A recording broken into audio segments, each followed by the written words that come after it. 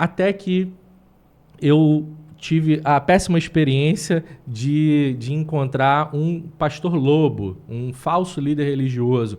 Só que o problema é que no início, quando você se relaciona com esse pastor lobo, esse falso pastor, ele é muito cativante.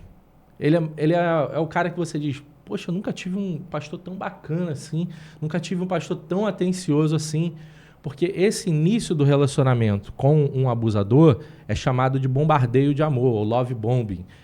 Isso acontece no relacionamento amoroso, na igreja, qualquer tipo de liderança aí na sociedade. O cara primeiro te cativa, ele vai ser maravilhoso com você. Então, olhando para trás, eu percebo muitos irmãos no meio do caminho que sofreram do abuso religioso, mas eu não tinha consciência do que era isso. Eu desconhecia o tema, eu não sabia o perfil da personalidade narcisista, eu não sabia o sistema como funcionava, eu estava vivendo uma vida cristã feliz. Alheio a essas coisas, a gente até estava percebendo que o número de irmãos desistindo de congregar no Brasil vinha crescendo. Se virar uma denominação evangélica, vai se tornar a maior do Brasil. O número de... Não é o desviado que a gente falava antigamente. Desistiu da fé e foi viver uma vida distante de Deus. São irmãos que querem ser evangélicos, seguir as escrituras, mas eles não conseguem congregar. Mas por que não conseguem congregar? A gente não sabia o motivo. A gente até botava mais culpa em cima desses irmãos. Até que eu entrei nessa igreja local... E sempre na mesma denominação. Nessa igreja local em que o líder e o superior dele, eles tinham esses perfis. Que nós só vamos ver as garras dele mais para frente. Lembra da Chapeuzinho Vermelho? Ela chega perto ali da vovozinha, que na verdade é o lobo fantasiado, e ela diz que olhos grandes você tem... E o lobo sempre tem uma justificativa boa. É para te ver melhor. Ó, os olhos são grandes, mas é para o seu bem. Mas que orelhas tão grandes você tem? É para te ouvir melhor. Até que não tem mais como esconder. Quando ela diz, e os dentes, essa boca grande? Aí ele diz, é para te devorar. Essa hora do devorar sempre chega. É o ciclo do abuso. Eu ainda... desconhecendo isso tudo, eu, minha esposa, alguns irmãos da igreja, no momento em que a gente já não estava mais apaixonado pelo líder narcisista, estávamos trabalhando muito, dando o sangue. Você trabalha tanto nas igrejas abusivas, chega a segunda-feira, você está exausto, você sonha com aquilo, tem pesadelo, você fica tendo sintomas no seu corpo, aquilo está afetando a saúde do membro da igreja. Nesse ponto, eu estava transicionando do final do seminário teológico para a ordenação pastoral. Esse período que a gente estava sofrendo muito. E aí, uma psicóloga, amiga nossa, Francine Fernandes, conversando com a minha esposa se abriu para ela, cara, a gente tem passado por isso. Aí contou com detalhes tudo que vinha passando.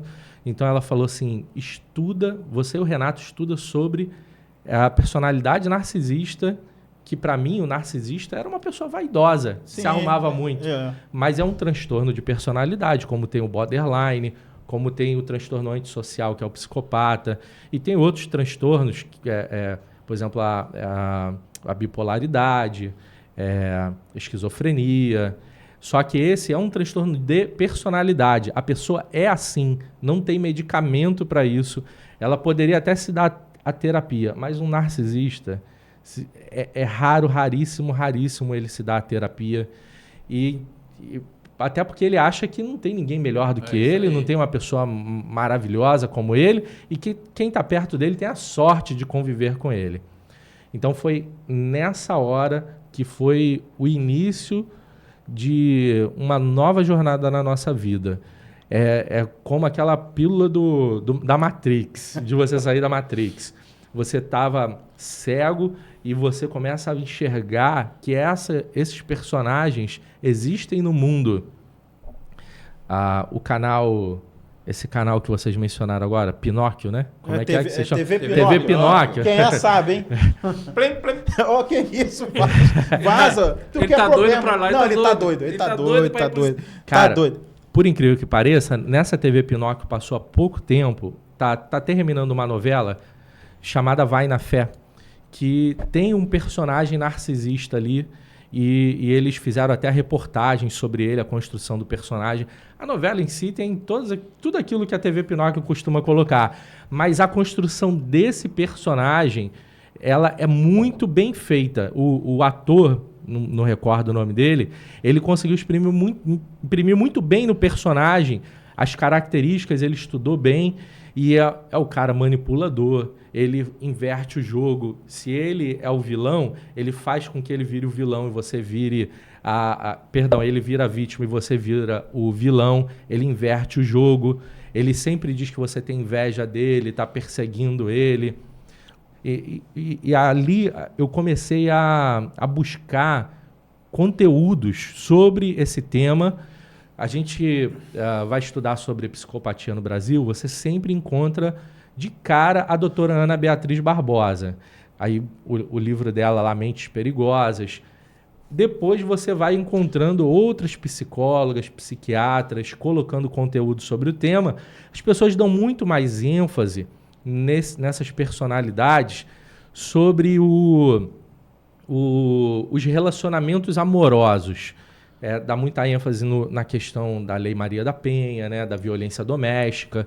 Só que essa violência que acontece nas igrejas, o abuso religioso, que ele pode ser até um abuso sexual, mas é um abuso patrimonial, ele é um assédio moral, ele manipula, rouba o tempo das pessoas, afeta a espiritualidade da pessoa, falsas doutrinas.